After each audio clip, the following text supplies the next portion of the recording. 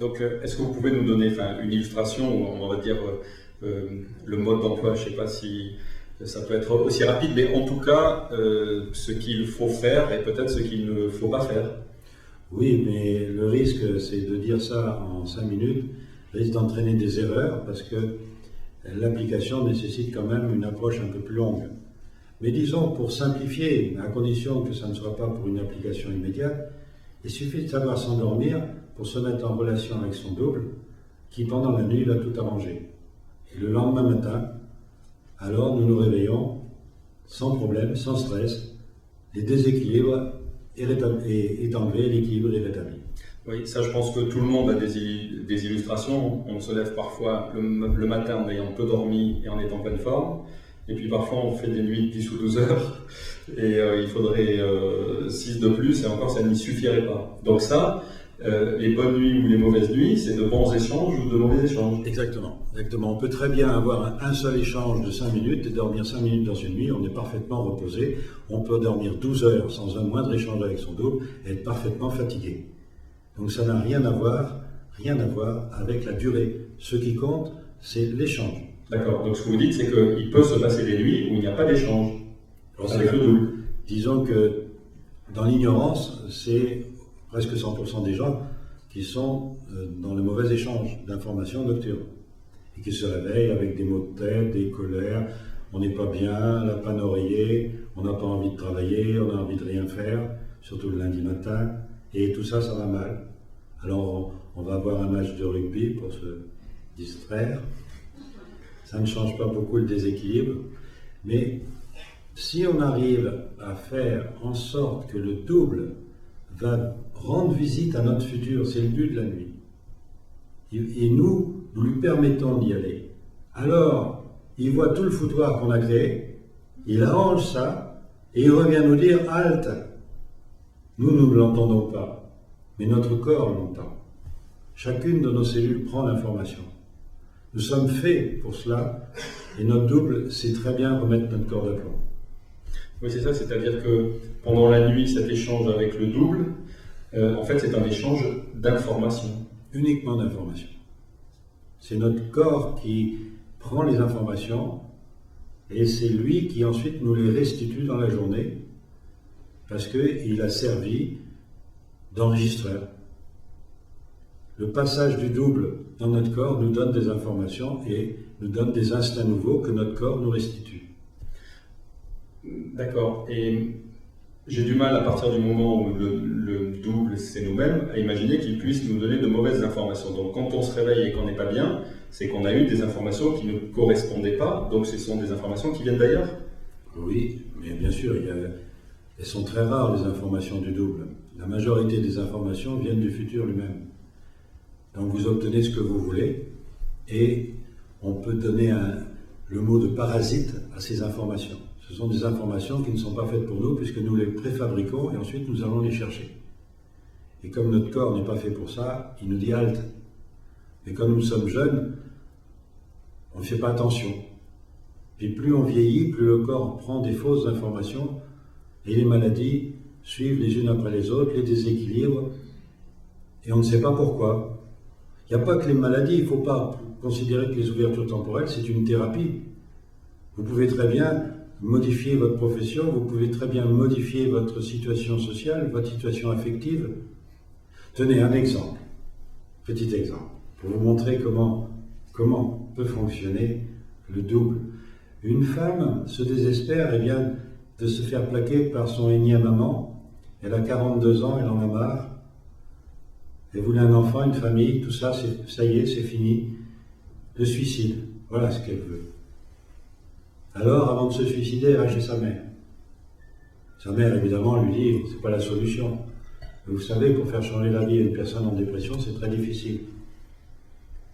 Au Canada, au même moment, il y a quelqu'un qui vient de divorcer et qui emmène ses cartons pour laisser le domicile conjugal à sa femme. Il y a un carton qui tombe, un vieil agenda qui s'ouvre, il ramasse, et cet agenda lui montre le nom de son premier amour, quand il était étudiant. Oh, il se dit, tiens, si je lui téléphonais, puis il se dit, c'est bête quand même, parce que j'ai le téléphone de la mère. 20 ans après, elle n'est quand même pas chez sa mère. Ni téléphone. Et c'est elle qui décroche puisqu'elle est venue voir sa mère. Ils sont heureux, je ne sais pas s'ils ont des enfants. Inversement, on peut donner un autre exemple. Quelqu'un qui tous les matins va prendre le métro à droite, ce matin-là va à gauche. Au bout de la rue, une femme qui passe en voiture tous les jours, sa voiture tombe en panne. Ils ne savent pas qu'ils vont se marier. C'est prévu. Oui, mais le monsieur se dit, je suis complètement idiot, qu'est-ce que je fais là? Parce qu'il est intelligent, il a fait des études, il sait ce que c'est que la distraction, alors il fait demi-tour. Ils ont comme, qu'est-ce que je suis bête? Puis la femme, à ce moment-là, la voiture elle redémarre, elle ne sait même pas pourquoi. Ils ne furent pas heureux et n'eurent pas beaucoup d'enfants. C'est la moralité de cette histoire, mais les deux sont authentiques. Oui, mais là derrière, si elles sont authentiques, où est la preuve de l'existence du double? Il n'y a pas de preuve. Parce que c'est tout organisé par le double. Et quand on sait écouter le double, quand on sait se laisser guider, comme un peu l'oiseau sur la branche se laisse pousser par le vent, alors le futur que l'on rencontre est un futur qui nous est adapté. Notre corps dit oui, il n'est plus stressé, il est joyeux. C'est la vraie joie, c'est pas de la joie euphorique. Les Grecs disaient c'est la théophorie. C'est la joie qui vient du Créateur. Donc, le Créateur dans cette histoire, c'est le double. C'est cette partie créatrice qui est en nous, qui en fait nous informe, nous donne des idées. Mais si vous n'êtes jamais en relation avec votre double, ceux qui vous donnent des idées, c'est dans les ouvertures temporelles, c'est donc dans le futur. Donc vous fabriquez un futur. Ensuite, vous allez chercher ce futur et vous vivez de ce que vous avez fabriqué. Et comme vous ne savez pas ce que vous voulez fabriquer, eh bien, ma foi, vous vivez mal. Car qui nous donne les questions? Le double. Nous ne faisons que fabriquer des possibilités de réponse. Mais comment aller chercher des réponses quand on ne connaît pas la question?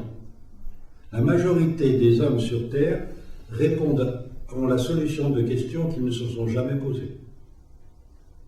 Donc, ce qui est important, c'est de trouver nos propres questions. Ouais. Mais j'en reviens à vos exemples précédents. En fait, ce que vous voulez nous dire, c'est que le double peut organiser les choses pour nous et qu'il faut parfois se laisser guider. Il faudrait toujours se laisser guider. Évidemment, la nuit n'est pas suffisante. Les échanges d'informations peuvent être permanents. Si on arrive à ça, évidemment, on arrive à un équilibre parfait. Alors, il ne faut pas rêver. La preuve qu'il ne faut pas rêver, c'est que nous n'avons pas l'équilibre puisque nous finissons tous dans le trou. La partie est plus ou moins longue. Il y en a, ça dure 1 an. Il y en a, ça dure 100 ans. Mais tout le monde tombe dans le trou. Alors, ce qu'on a, c'est qu'il ne faut pas oublier qu'on peut avoir une partie gratuite. Et c'est le double qui seul peut nous donner une partie gratuite et nous faire revivre après la mort. Alors, quand on passe à la partie gratuite et après la mort, il y a une nombreuse littérature à ce sujet-là, qu'on n'a pas appelé le double, mais en fait, est-ce que ça ne rejoint pas ce qu'on appelle dans notre tradition l'ange gardien? Oui, mais c'est un mauvais mot. C'est un mauvais mot dans le sens qu'il y a une connotation derrière, avec tout un folklore. Il faut quand même se méfier de ce qu'on avance. Quand on dit un double, c'est nous-mêmes. C'est nous-mêmes. Alors si vous trouvez que l'autre est angélique, appelez-le comme ça si vous voulez. Si l'autre, vous trouvez que c'est un dieu, appelez-le comme ça. Le problème, c'est que c'est nous. Nous, c'est pas quelqu'un d'autre. C'est nous dans un temps différent. Dans un autre temps. Voilà. C'est pour ça que le mot double n'est pas bon, pas plus qu'une particule dédoublée, c'est pas une particule double. C'est la même particule dans un temps différent. Vous vibrez entre 2 temps différents et la vibration est un échange d'informations. Vous êtes présent dans un temps, vous êtes présent dans l'autre et vous vivez dans les 2 temps parce que vous faites un échange d'informations. Cet échange d'informations n'a pas le temps d'apparaître puisque ça se passe dans une ouverture temporelle. Donc vous avez l'impression d'être libre, mais vous êtes attaché à un double. Et comme vous en détachez, vous croyez être encore plus libre, et bien vous vous attachez au futur et vous devenez possédé par le futur. Vos pensées ne sont plus vos pensées. Il y a des expériences qui ont prouvé cela. Ne croyez pas que ce n'est que des suppositions. On a pu prouver, et le précurseur de ces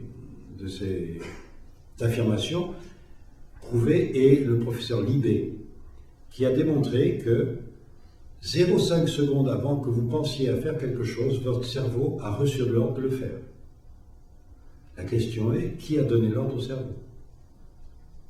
Et vous voyez qu'avec l'anticipation foudroyante que procure le dédoublement du temps, vous pouvez commencer à penser quelque chose que vous ne le savez même pas parce que c'est dans un temps imperceptible, que déjà le futur est fabriqué. Ce futur fabriqué vous donne une information qui est perçue par votre cerveau et à ce moment-là, la pensée devient consciente. Vous avez donc la conséquence de votre pensée qui est consciente alors que la pensée elle-même initiale ne l'est pas. Vous avez donc une cause initiale inconnue qui vous donne une cause finale connue mais qui arrive après coup. C'est pour ça qu'Aristote disait « tout effet a une double cause, une cause initiale et une cause finale ». On peut se demander comment Aristote pouvait savoir